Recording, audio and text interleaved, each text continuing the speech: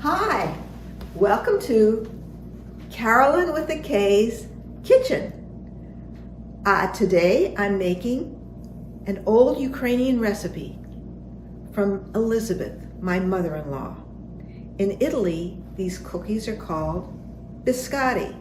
We refer to them as mando bread or nut bread. These tasty treats are baked 3 times and will stay crispy and delicious for many weeks if held in a sealed container. First, let's talk about the nuts, because this is a nut bread. And I will take you over here and show you this great little Cuisinart that will chop up my nuts. This is not the way Elizabeth would chop the nuts. Elizabeth took 2 knives like this, brought them together, and chopped back and forth, back and forth. A much more time-consuming job. The first ingredient that we're going to have for these cookies is flour. No, not right. That's not right.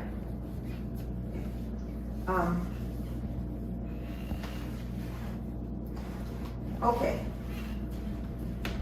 We're going to begin by breaking eggs. And I get 4 eggs, and I break them on a flat part of the counter because I don't want to get the eggs shells into the mix.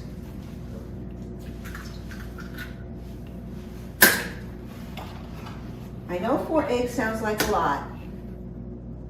I shouldn't say that. Anyway, you put your 4 eggs in, and then it's time to beat. Gotta wash my hands off to get these stays off. And we're ready to beat.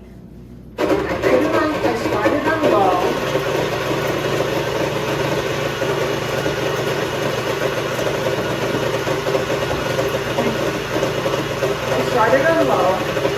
And then I come over, and then I get my sugar. I need a cup of sugar.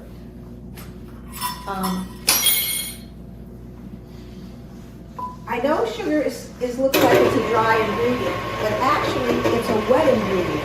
And you will see what happens. I like the magic that happens when you put in sugar. I need a full cup of sugar, so I'm putting in 1/4 of a cup, 1/4 of a cup, 1/4 of a cup, and then another 1/4 of a cup. And then I turn it on high.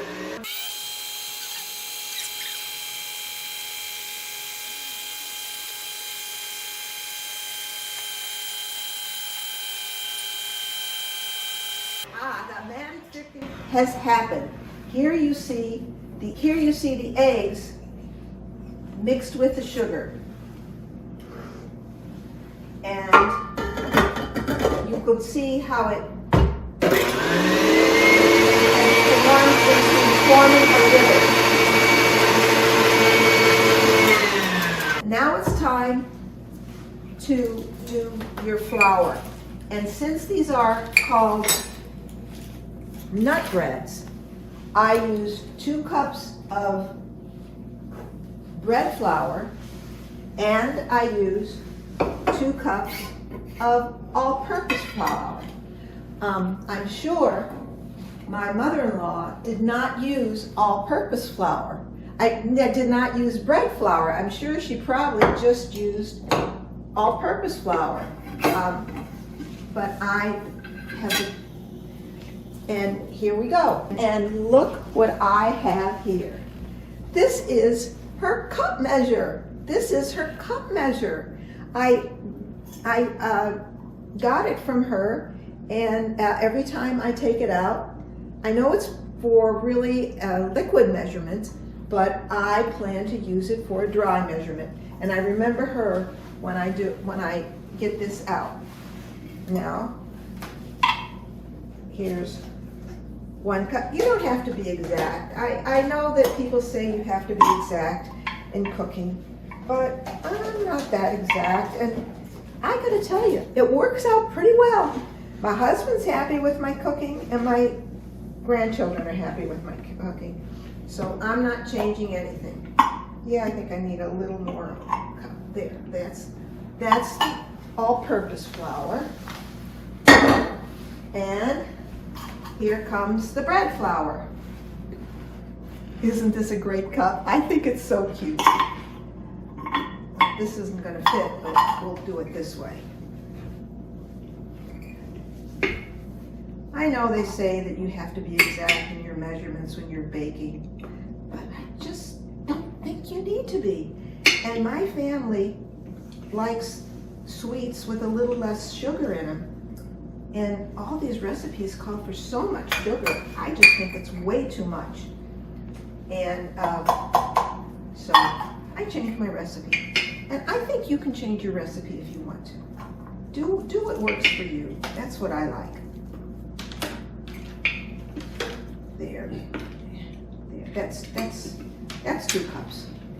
What I also do, which nobody says anything about, is I like to sift with an old-fashioned sifter. Here it comes. But before I can sift everything, I need to put in, oh my gosh, my measurement. Here it is. Okay, here we go.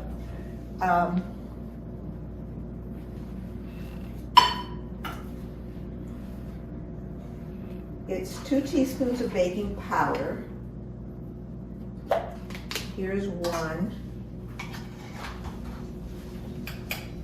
Here's 2. A half a teaspoon of baking soda. A teaspoon of salt. Boy, is that an important ingredient. Don't ever forget a teaspoon of salt. Salt just makes everything taste better. And I don't know why I put it in, and it's really not even on my recipe, but I put in cornstarch. Can you believe that? I put a little bit of cornstarch in. And now I'm ready to sift with an old-fashioned sifter. I've had this sifter for many years, and I really love how it works. And I just don't think a strainer can do the same thing. Also, a sifter like this brings out memories. You remember when you were a kid and you watched your mom sift. I love that. I love that. Memories are part of cooking because your taste brings back memories. It brings back memories of things you did, where you went. I remember my first time I tasted custard. Oh my gosh, I loved it.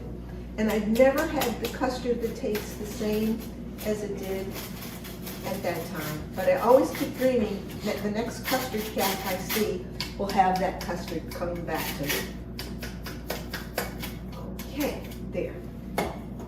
All right, I have my eggs, my sugar, don't have my oil. And what I do is I need, let's put this away, get it out of the way, not to confuse things. I have half a cup of oil here. And into the oil, I add my flavoring. Oh my gosh, this calls for almond extract. I use a teaspoon of it. They always tell you to be very careful with almond extract because it is really strong, but I love it. I really love it. And then you have vanilla, and I have a great vanilla. I've never tried it before, but the lady said it comes from Madagascar, and it's one of the best. And in this, you can put in 2 teaspoons. We all love vanilla. 1, 2, there we go. All right, I have, again, the eggs, the sugar, here comes the oil, and here comes the flavoring. Here we go. It's in, it's in, it's in, it's beating, it's beating, it's beating. It's in. And the first step is done. package out the beaters because now we're getting to the heavy stuff. Now it's time to put in the big beater that's going to mix this dough because it is going to be a thick, thick dough. And there's always a reason for it, and you're going to see the reason. I also need to take my little cup over here.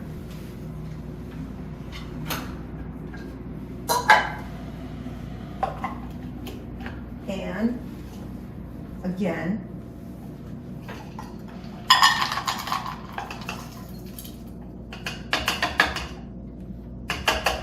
there we go.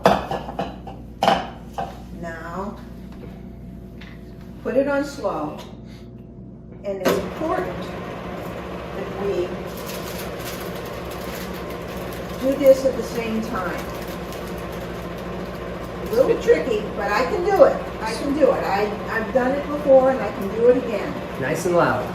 This is it. Here we go. Here we go. I'm putting in the flour, and while I'm putting in the flour, I'm putting in the namesake, the nuts. It's all going together. Oh my gosh, look at that go. Look at that go. How do you like that? It is a beautiful thing. I'm going to show you what it looks like. See how thick it is? It's super thick. And that's exactly what you want. I'm going to let it go a couple more times, and then I'm going to stop. Can you believe that? I'm back. Now I've taken this mix, and if you look at it, you see that it is really stiff. It is really stiff. But that's the beauty of it. That's why these cookies, you put them in a container, and they'll stay good for weeks. I got to tell you, nothing lasts weeks around my house. So I can't tell you for sure, but I think so. Okay, so you put it down, and because this is so sticky, I usually make 2 logs of it. Get it all in. Okay. You need some muscles for this, I know. I don't know how my little mother-in-law, I mean, she was a tiny woman. She had tiny arms. She had tiny feet. I don't know how she did this, but she did. There we go. There. And the last bit. Okay. Then you dip your hands. This is what she did that was so cute. She dipped her hands in oil. And then look what happens when you dip your hands in oil. Magically, this super sticky dough doesn't stick. See how it works out? And you're wanting to build, as she puts it in her recipe, 2 logs. So I just keep squishing it around using my oiled up hands. By the way, I know you love recipes that call for 5 ingredients. I hate to tell you, I think this has 25 ingredients, but you'll love it. You'll love it. It'll be worth every single ingredient. And most of them you have in your kitchen. I'm not sending you to the grocery store with any items. Well, maybe one item. It was new to me. A daughter of mine mentioned cardamom. You use cardamom? I really love it. And someone came over and said, "What did you put in that apple pie? There was a new spice. It was cardamom." Okay, I need to wash my hands. Can you believe it? I can't believe it. First, I'm going to start with sugar.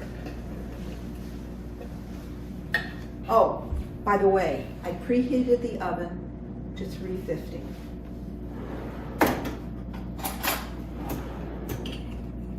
Sugar. Just sprinkle. Again, just sprinkle. Look at this, you're not gonna believe it. Hawaiian pink salt. I love it. I love it. It's a little hard to grind, but it's worth it.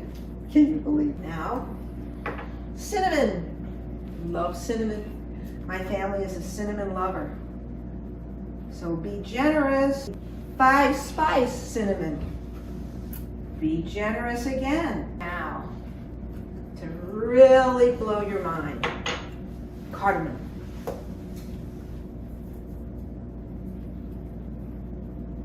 And these babies, these 2 logs are ready for the oven.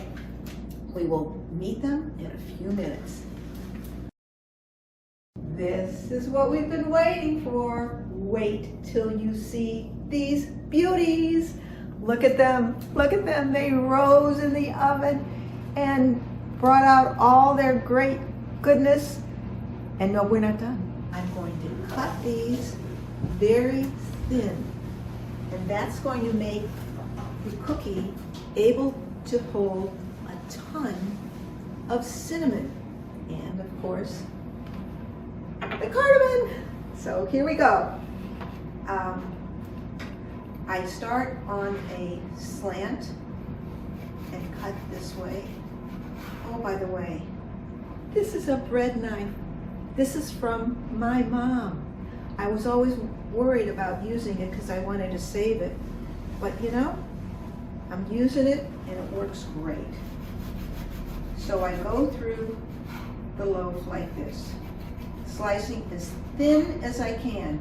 Some crumbles will come off, but those are for the cook to eat. Yeah, I need another tray. And then these are like biscotti. They're twice baked. So then I carefully maneuver them onto another pan.